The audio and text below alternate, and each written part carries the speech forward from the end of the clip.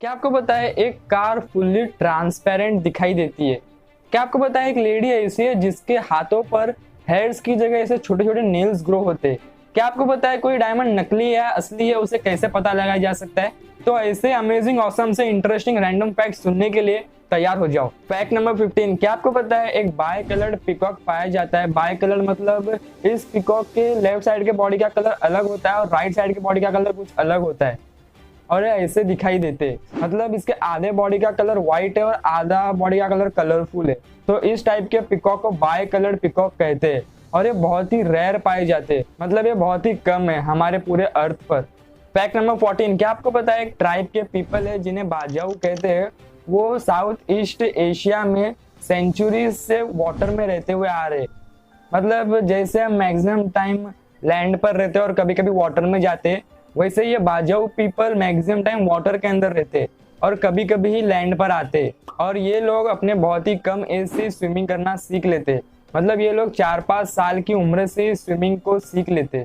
और ये बाजाऊ ट्राइब के पीपल वाटर के अंदर अपने ब्रेथ को 13 मिनट से भी ज्यादा टाइम तक रोक सकते और ये ज्यादातर इंडोनेशिया, मलेशिया और फिलीपींस कंट्री में पाए जाते हैं। फैक्ट नंबर 13, क्या आपको पता है एक वल्चर और पैरेट का एक बहुत ही रेयर हाइब्रिड पाया जाता है जो कि कुछ इस तरह का दिखाई देता है। इसे द ड्रैकुला पैरेट कहते हैं और ये ड्रैकुला पैरेट सिर्फ और सिर्फ न्यू गुयानास के जंगल्स में पाए जाते हैं। फैक्ट नंबर 12, आपको तो पता होगा कि जो क्रिश्चियन ब्राइड होती है वो अपने मैरिज के वक्त व्हाइट ड्रेस को पहनती है, लेकिन क्या आपको पता है कि ये व्हाइट ड्रेस पहनने का ट्रेंड कब से स्टार्ट हुआ।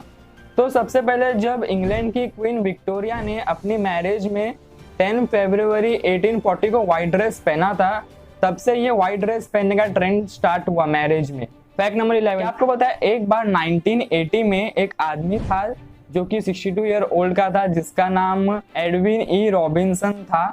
वो मतलब कुछ भी देख और सुन नहीं पाता था, मतलब उसके साथ एक एक्सीडेंट हुआ था जिस वजह से उसकी देखने की एबिलिटी और सुनने की एबिलिटी चली गई थी।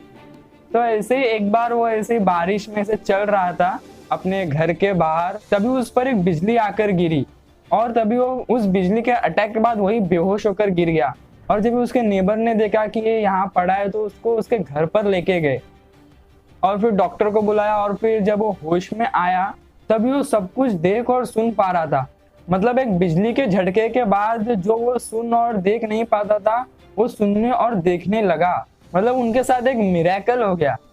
वो कहते हैं ना, मैं तो इसे एक झटके में सुधार दूंगा, वैसे ही लगता है बिजली ने सोचा और एडविन भाई को एक झटके में ही सुधार दिया। फैक्ट नंबर 10, क्या आपको पता है ब्राजीलियन के स्टाइलिस्ट है जिन्होंने एक ऐसी टेक्नोलॉजी इन्वेंट की है जिससे आपके हेयर पे कुछ भी डिजिटली प्रिंट किया जा सकता है। मतलब पहले कैसे होता था, कुछ भी मतलब ऐसे कलर यूज कर सकते थे या फिर सीजर या फिर मशीन से ऐसे डिजाइन कर सकते थे, लेकिन ये जो ब्राजीलियन के स्टाइलिस्ट है इन्होंने डिजिटली प्रिंट करने की टेक्नोलॉजी इन्वेंट की, मतलब कुछ भी आपके हेयर पर डिजिटली प्रिंट किया जा सकता है अभी। फैक्ट नंबर 9, आप में से मैक्सिमम लोगों को पता होगा कि सबसे पहले टेलीस्कोप को गैलीलियो गैलीलाई ने डिस्कवर किया था और उन्हीं टेलीस्कोप के मदद से सारे प्लैनेट्स और हमारे मून के बारे में रिसर्च किया करते थे। तो अभी आप ये जो देख रहे हो अपने स्क्रीन पर, ये उन्होंने मतलब मून की जब डिस्कवरी कर रहे थे, मतलब मून के बारे में जब वो रिसर्च कर रहे थे तभी उन्होंने ये मतलब ऐसे बनाया था मून के स्ट्रक्चर को, मतलब जहाँ कुछ भी टेक्नोलॉजी प्रेजेंट नहीं थी तभी भी उन्होंने मून को इतने अच्छे से ड्रॉ किया था उस टाइम पर, वो भी सिर्फ टेलीस्कोप के मदद से। फैक्ट नंबर 8, क्या आपको पता है जो रियल डायमंड होता है वो कभी भी एक्सरे इमेजेस में दिखाई नहीं देता, क्योंकि जो डायमंड होता है वो कार्बन से बना हुआ होता है और कार्बन रेडियोल्यूसेंट होता है। रेडियोल्यूसेंट मतलब वो वर्चुअली ट्रांसपेरेंट होता है किसी भी एक्सरे इमेजेस में, जिस वजह से डायमंड एक्सरे इमेजेस में दिखाई नहीं देते और आप इसे पता लगा सकते हो कि कोई डायमंड असली है या नकली है उसका एक्सरे निकाल कर।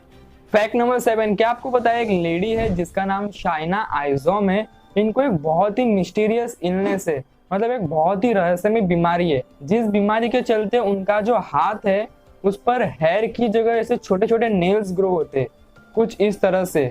और साइंटिस्ट भी हैरान है कि मतलब इनको ऐसे छोटे छोटे नेल्स क्यों ग्रो होते हैं हेयर की जगह हाथों पर, और अभी तक किसी भी साइंटिस्ट या डॉक्टर ने इसका क्योर फाइंड नहीं किया है, मतलब इस बीमारी को कैसे ठीक किया जा सकता है उसे अभी तक किसी ने भी फाइंड नहीं किया है।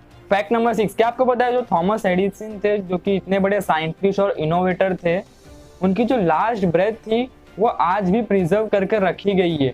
मतलब आपको तो लग रहा होगा कि ये कोई मजाक है, मतलब लास्ट ब्रेथ को कोई कैसे प्रिजर्व कर सकता है, मतलब क्या वो जब भी लास्ट अपनी सांस ले रहा था उसको जाके कौन पकड़ेगा। लेकिन आपको तो पता है कि ये साइंटिस्ट के दिमाग नेक्स्ट लेवल के थे, मतलब इनके दिमाग में कुछ अलग ही चलता था। तो इसीलिए उनकी याद में उनकी आखिरी चीज़ों को ऐसे प्रिजर्व करके रखा गया है। जैसे कि आइंस्टाइन की आंखों और ब्रेन को भी अभी तक प्रिजर्व करके रखा हुआ है। वैसे ही जो थॉमस एडिसन थे उनके भी लास्ट ब्रेथ को प्रिजर्व करके रखा हुआ है हेनरी फोर्ड के म्यूजियम में, क्योंकि हेनरी फोर्ड जो थे वो थॉमस एडिसन को अपना हीरो मानते थे। इसलिए जो थॉमस एडिसन के बेटे थे उन्होंने थॉमस एडिसन के जो लास्ट ब्रेथ को प्रिजर्व किया था एक टेस्ट ट्यूब में। वो टेस्ट ट्यूब हेनरी फोर्ड को सेंड किया था और बाद में हेनरी फोर्ड ने उस टेस्ट ट्यूब को अपने म्यूजियम में स्टोर किया। और आप ये इमेज देख सकते हो उनके लास्ट ब्रेथ की उस टेस्ट ट्यूब के अंदर। फैक्ट नंबर 5, क्या आपको पता है इंटरनेशनल पोटैटो सेंटर के हिसाब से हम मार्स पर पोटैटो को ग्रो कर सकते हैं। मतलब इंटरनेशनल पोटैटो सेंटर के जो एक रिसर्चर है जिनका नाम कैथेड्रल एलन फॉली है, उनके रिपोर्ट्स के हिसाब से उन्होंने एक मार्स जैसा एनवायरनमेंट क्रिएट किया था। मतलब मार्स पर जैसी सॉइल पाई जाती है वैसे सॉइल को क्रिएट किया था और उस पर पोटैटो को ग्रो किया। मतलब उनका ये कहना है कि it is possible to grow potatoes on Mars. Fact number 4, अगर आप क्रिकेट के फैन हो तो ये फैक्ट आपके लिए। क्या आपको पता है जो एलईडी स्टम्प्स होते हैं जिस पर कुछ भी टच हुआ तो ये जलने लग जाते, ये स्टम्प्स 30 लैक्स के आते। मतलब ये 3 स्टम्प 30 लैक्स के होते। फैक्ट नंबर 3, क्या आपको पता है केरला में एक टेम्पल है जिसके पॉन्ड में एक क्रोकोडाइल पाया जाता है जिसका नाम बाबिया है। ये क्रोकोडाइल फुल्ली वेजिटेरियन है। मतलब ये क्रोकोडाइल फिश और एनिमल्स को खाने की जगह सिर्फ राइस और बाकी सारी वेजिटेरियन फूड्स को खाता है। और ये जिस पॉन्ड में रहता है उस टेम्पल के पॉन्ड में कई सारे फिश और एक्वेटिक एनिमल प्रेजेंट है। वो उनको खाने की जगह सिर्फ और सिर्फ राइस और वेजिटेरियन फूड्स को ही खाता है।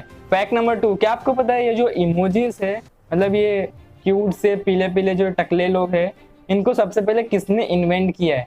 तो जापान के शिगेटाका कुरिटा ने सबसे पहले 1999 में इमोजीज को इन्वेंट किया था। मतलब इमोजीज इतने पहले ही इन्वेंट हो चुके हैं जिसे हम अभी यूज करते। फैक्ट नंबर 1, आपको तो पता है कि हमारी टेक्नोलॉजी कितनी एडवांस होते जा रही है, मतलब कितने सारे नए नए इनोवेशन होते जा रहे हैं। तो वैसे ही एक जर्मनी की ऑटोमोबाइल डिजाइनर कंपनी है जिसका नाम TRW ऑटोमोटिव कंपनी है। इस कंपनी ने तो कमाल ही कर दिखाया है।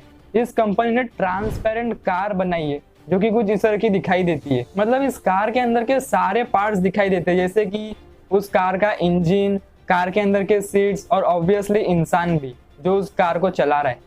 और ये कंपनी है ये दावा करती है कि ये कार बहुत ही स्ट्रॉन्ग और सेफ है।